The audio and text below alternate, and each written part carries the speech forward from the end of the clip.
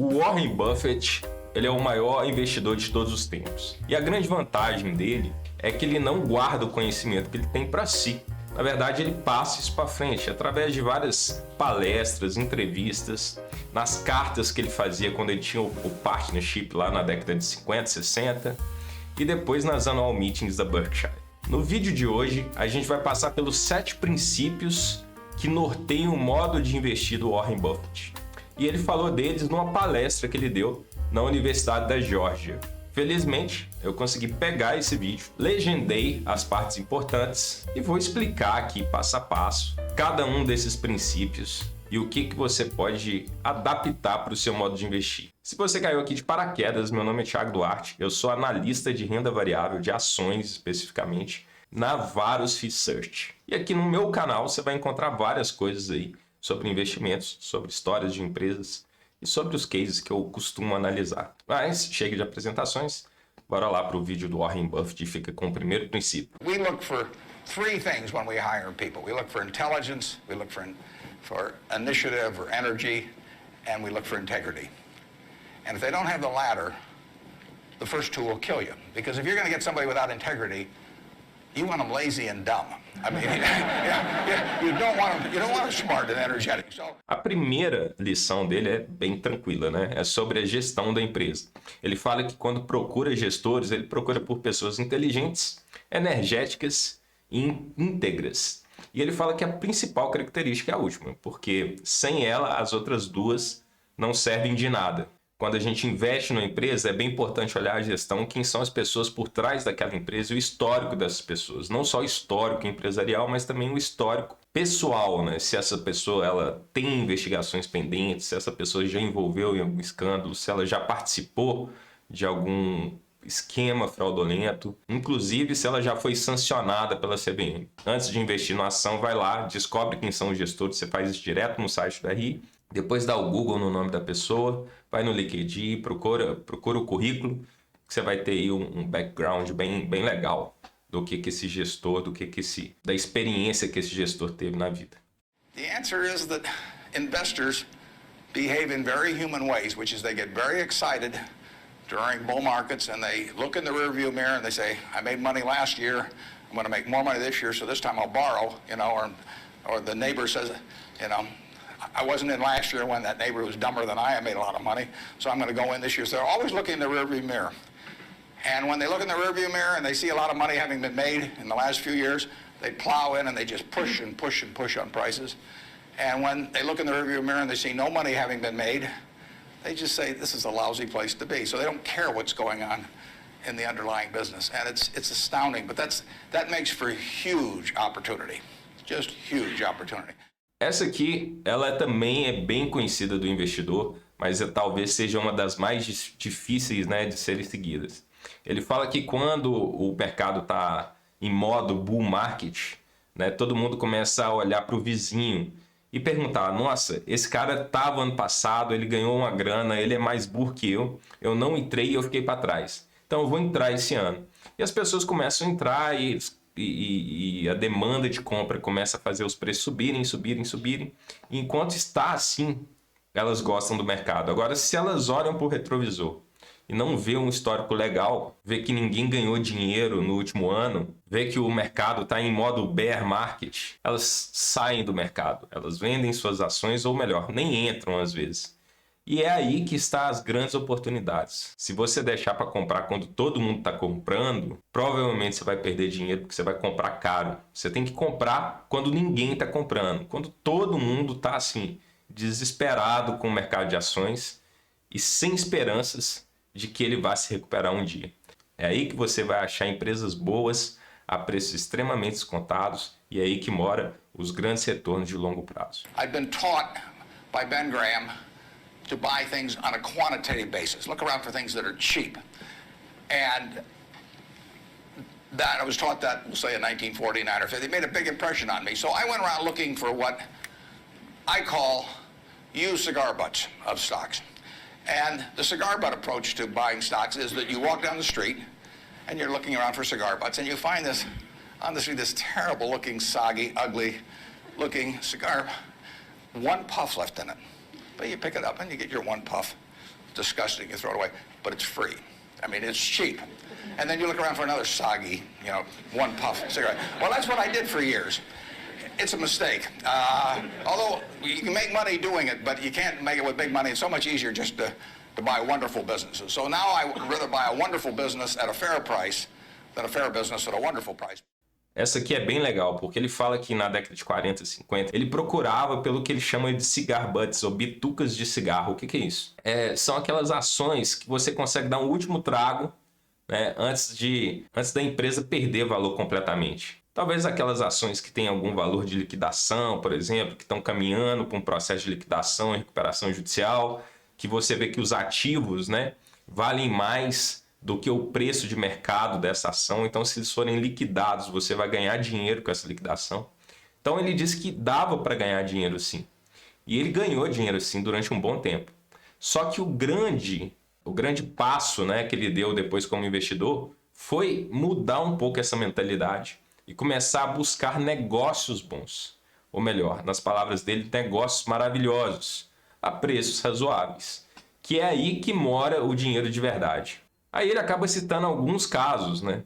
A Coca-Cola, por exemplo, que foi um negócio que ele comprou na década de 80. A American Express é outra empresa, né, que ele comprou nessa época. Tem Apple, que foi praticamente o maior trade da vida do Warren Buffett. Ele ganhou mais de 80 bilhões com as ações de Apple já. A partir desses casos, ele chega na conclusão de que é melhor você comprar negócios maravilhosos a preços razoáveis do que negócios razoáveis a preços maravilhosos. An old-fashioned belief that I can only should expect to make money in things that I understand. And when I say understand, I don't mean understand, what the product does or anything like that. I mean understand what the economics of the business are likely to look like 10 years from now or 20 years from now. I know, in general, what the economics of, say, Wrigley chewing gum will look like 10 years from now. The internet isn't going to change the way people chew gum. It isn't going to change which gum they chew. If you own the chewing gum market in a big way, and you've got Double Mint and Spearmint and Juicy Fruit, those brands will be there 10 years from now. So I can't pinpoint exactly what the numbers are going to look like on Wrigley, but I'm not going to be way off if I try to look forward on something like that. That evaluating that company is within what I call my circle of competence. I understand what they do, I understand the economics of it, I understand the competitive aspects of the business. O quarto ponto também é muito negligenciado pelo investidor pessoa física, né? Que é ficar no seu ciclo de competência. Ou seja, compre aquilo que você entende, aquilo que você consegue avaliar, principalmente aquilo que você consegue projetar e entender como que vai funcionar no futuro. O exemplo que ele dá é sobre chicletes, né? Ele conhece o mercado de doces, ele tem a See's Candy, que é um dos negócios que estão dentro da Berkshire até hoje, que é um negócio de doces. Então ele entende esse mercado, ele consegue saber que daqui a 10 anos as pessoas não vão mudar suas práticas de consumo de doces. E por isso, quando ele projeta o fluxo de caixa dessas empresas, projeta como que essa empresa vai estar daqui no futuro, apesar de errar, porque ninguém é profeta, né? Ninguém consegue de fato prever o futuro do que vai acontecer certinho, ele tem mais chance de errar menos, né? O jogo do valuation é esse. Todo mundo erra na projeção dos fluxos de caixa de uma empresa. O segredo é você errar menos, é você não ficar muito longe do que aquilo que aconteceu com a empresa de verdade. E para você fazer isso, você tem que ficar no seu ciclo de competência, comprar aquilo que você conhece. Então é muito comum, por exemplo, se você vê médicos que começam a investir no mercado financeiro e nenhum médico compra a empresa de saúde, né? Ele não vai atrás de farmacêuticos, de hospitais, ele quer comprar Vale, Petrobras, né? Enquanto ele podia, dado, né, o grau de expertise que ele tem, ter aí uma vantagem de análise em cima dessas empresas que estão aí no cotidiano desse médico, né? Que ele conhece o produto, ele conhece como funciona o produto, conhece o serviço, às vezes, né? Às vezes pode até trabalhar em um desses hospitais que são listados em bolsa. Então, os investidores costumam ignorar esse fato e passam direto para empresas que não entendem nada do negócio. Isso é um grande erro. The biggest mistakes we've made by far, I've made, not we've made, biggest mistakes I've made by far are mistakes of omission and not commission. I mean, it's the things I knew enough to do. They were within my circle of competence, and I was sucking my thumb. And that is really, those are the ones that hurt. They don't show up anyplace. I probably cost Berkshire at least $5 billion, for example, by sucking my thumb 20 years ago, or close to it, when Fannie Mae was having some troubles, and we could have bought the whole company for practically nothing. And I don't worry about that if it's Microsoft, because I don't know it. Microsoft isn't in my circle of competence. And so I don't have any reason to think I'm entitled to make money out of Microsoft or out of cocoa beans or whatever. But I did know enough to understand Fannie Mae, and I blew it. And that never shows up under conventional accounting. But I know the cost of it. I know, you know, I passed it up. And those are the big, big mistakes. And I've had plenty of them. And unless I tell you about them in the annual report, and I resist the temptation sometimes, unless I tell you about them in the annual report, you're not going to know it because it doesn't show up under conventional accounting. But omission is way bigger than commission. There's big opportunities in life have to be seized. We don't do very many things, but when we get the chance to do something that's right and big, we've got to do it. And even to do it in a small scale is just as big a mistake almost as not doing it at all. I mean, you've really got to grab them when they come, because you're not going to get 500 great opportunities. No quinto passo, ele começa a falar de seus piores erros. E ele divide esses erros em erros de comissão, erros de ação e erros de omissão, que são aqueles erros que você comete por não fazer nada. Ele fala que fica chupando o dedo, né? E ele disse ali que ele custou a Berkshire pelo menos 5 bilhões nesse tipo de erro, né? Ele acaba citando uma empresa que ele não comprou na época, que era a Fannie Mae, e ele podia ter comprado o negócio todo e lucrado muito em cima disso, mas ele acabou deixando passar. E é uma área de expertise dele, que é um cara que sabe muito sobre seguros, finanças, né? Bancos, e a Fannie Mae é uma empresa que está nesse segmento, né, financeiro. In terms of our wholly owned businesses, we're not going to sell no matter how much anybody offers us for them. I mean, if somebody offers us 3 times what something is worth at See's Candy, the Buffalo News, Borsheim's, whatever it may be, we're not going to sell it. I may be wrong in having that approach. I know I'm not wrong if I owned 100% of Berkshire, because that's the way I want to live my life. I've got all the money I could possibly need. You know, it just amounts to a change in the newspaper story on my obituary and the amount of money that the foundation has. And to break off relationships with people I like and people that have joined me because they think it's a permanent home, to do that simply because somebody waves a big check at me would be like selling one of my children because somebody waved a big check. So I won't do that. And I want to tell my partners I won't do it so that they're not disappointed in me. More and more, with certain stocks, we've got that approach. Now, if we were chronically short of funds and had all kinds of opportunities coming, we might have a somewhat different approach. But our inclination is not to sell things unless we get really discouraged perhaps with the management, or we think the economic characteristics of the business change in a big way. I mean, and that happens.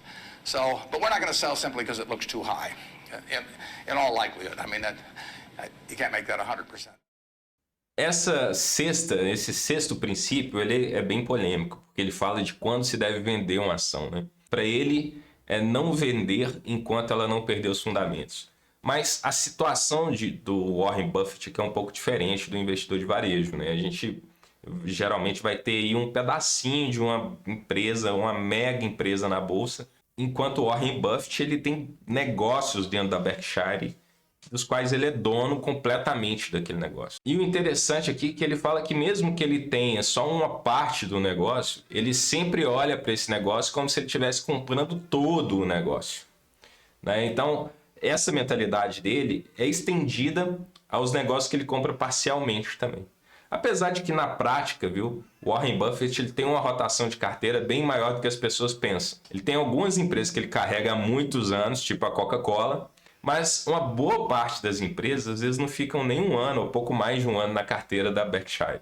Para nós, investidores de varejo, eu já não sou tão favorável assim a esse princípio. Eu acho que toda empresa da bolsa tem um valuation, e esse valuation, uma vez atingido, vai diminuir o retorno esperado daquela ação, já que o carrego dessa ação ao longo do tempo não vai ser tão bom quanto era. Por exemplo, se você tem uma empresa que você comprou a 50 e na época que você comprou você achava que ela valia 100 e ela andou até 90, você lucrou aí quase 100%, né, no caminho. O problema é que para chegar de 90 a 100 é só mais 10%, pouco mais de 10% que falta.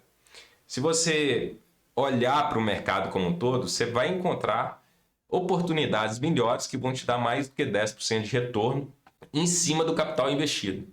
Por isso, eu acho melhor a gente olhar com um pouco de cuidado aqui a essa frase específica do Warren Buffett. O sétimo princípio do Warren Buffett, que talvez seja o mais importante deles. Ele fala o que é o valor intrínseco de uma ação, ou seja, quanto que vale aquela empresa. E isso é uma coisa que eu sempre bato na tecla e todos nós lá da Varos a gente fala disso. Inclusive em todas as nossas redes sociais. Uma ação, uma empresa, ela vale aquele dinheiro que ela vai gerar no futuro, trazido a valor presente, descontado por uma taxa apropriada de desconto. Mas o que é isso? I got two short questions. One is, how do you find intrinsic value in a company? Well, intrinsic value is what is the number that if you were all knowing about the future and could predict all the cash that a business would give you between now and Judgment Day, discounted at the proper discount rate, that number is what the intrinsic value of a business is. In other words, the only reason for making an investment and laying out money now is to get more money later on, right? That's what investing is all about. Now, when you look at a stock, when you look at a bond, assuming it's the United States government bond, it's very easy to tell how much you're going to get back. It says it right on the bond. It says when you get the interest payments, it says when you get the principal.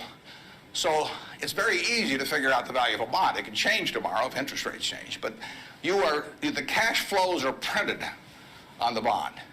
The cash flows aren't printed on a stock certificate. That's the job of the analyst, is to print out, change that stock certificate, which represents an interest in the business, and change that into a bond and say, this is what I think it's going to pay out in the future. When we buy, some new machine for Shaw to make carpet, that's what we're thinking about, obviously, and you all learn that in business school. But it's the same thing for a big business. If you buy Coca-Cola today, the company is selling for about $110 to $15 billion in the market. The question is, if you had 110 or 15 billion, you wouldn't be listening to me, but I'd be listening to you incidentally. But the question is, would you lay it out today to get what the Coca-Cola company is going to deliver to you over the next 200 or 300 years? The discount rate doesn't make much difference as you get further out. And that is a question of how much cash they're going to give you. It isn't a question of, it isn't a question about how many analysts are going to recommend it or what the volume in the stock is or what the chart looks like or anything. It's a question of how much cash it's going to give you. That's the only reason. It's true if you're buying a farm. It's true if you're buying an apartment house. Any financial asset. Oil in the ground, you're laying out cash now to get more cash back later on. And the question is how much are you going to get, when are you going to get it, and how sure are you? And when I calculate intrinsic value of a business, when we buy businesses, and whether we're buying all of a business or a little piece of a business, I always think we're buying the whole business because that's my approach to it. I look at it and say, what will come out of this business and when? And what you really like, of course, is them to be able to use the money they earn and earn higher returns on it as you go along. I mean, Berkshire has never distributed anything to its shareholders, but its ability to distribute goes up as the value of the businesses we own increases. We can compound it internally, but the real question is, Berkshire selling for, we'll say, 105 or so billion now. What can we distribute from that 100? If you're going to buy the whole company for 105 billion now, can we distribute enough cash to you soon enough to make it sensible at present interest rates to lay out that cash now? And that's what it gets down to. And if you can't answer that question, you can't buy the stock. You can gamble in the stock if you want to, or your neighbors can buy it. But if you don't answer that question, and I can't answer that for internet companies, for example. There are a lot of companies, there are all kinds of companies I can't answer it for, but I just stay away from those. Então, o que a gente tem que avaliar? A gente precisa avaliar quando compra uma empresa, se essa empresa vai conseguir nos devolver o dinheiro que a gente colocou lá e mais um montante. O problema é que esse montante, diferente de títulos de renda fixa, ele não está escrito na ação. No título de renda fixa, ele vai te falar quanto de juros ele vai te pagar. E aí que entra nosso trabalho. Nosso trabalho é transformar essa ação num título de renda fixa, né? Projetar quanto de dinheiro essa empresa vai gerar no futuro e descobrir quanto que de juros que ela vai te pagar sobre esse investimento. Mesmo que você erre, você não pode errar muito, como diz o Warren Buffett, quando ele projeta o que está dentro do ciclo de competência dele. O importante é você identificar quanto de dinheiro essa empresa vai gerar, quanto ela vale hoje, depois que você trouxer toda essa grana que ela vai gerar valor presente, e comprar por um preço menor do que ela vale. Porque é assim que você vai garantir retorno no longo prazo em cima dessa ação que você comprou. E digo mais, é isso que vai te fazer sobreviver às turbulências que o mercado financeiro faz a gente passar. Quando ele cai aí 30%, 40%, uma ação que a gente investiu cai 30%, 40%, 50%, sem perder os fundamentos. Porque é justamente isso que faz você ficar com ela, saber quanto que ela vale. Se você sabe quanto que ela vale, você não vende. Isso se aplica para o seu apartamento, por exemplo. Você tem um apartamento aí de 200, 300 mil, se alguém chega para você te oferecendo 150, você vai vender? Não vai, porque você sabe quanto que está seu apartamento, quanto que ele vale de verdade. O problema é que as pessoas não sabem quanto valem as ações. E a hora que o mercado começa a cair, elas começam a cair de preço, elas desesperam e vendem. E aí que mora o perigo. Porque você começa a comprar quando elas estão aumentando de preço e vender quando elas estão caindo de preço. Se você repetir isso sempre, seu patrimônio vai ser moído. E é isso que a gente não quer aqui. A gente quer que ele aumente ao longo do tempo. E para que isso aconteça, um bom começo é seguir esses 7 princípios que a gente acabou de ver aqui. Se você quiser saber um pouco mais de Discounted Cash Flow, de como trazer o fluxo de caixa que a empresa vai gerar no futuro a valor presente, dá uma olhada nesse vídeo aqui que vai aparecer na tela. Eu faço o Discounted Cash Flow de uma empresa na prática. Você vai ver lá como são feitas as projeções, o que eu considero na hora de avaliar essa empresa e como que a gente chega no valor presente desses fluxos de caixa que a gente projetou para o caso.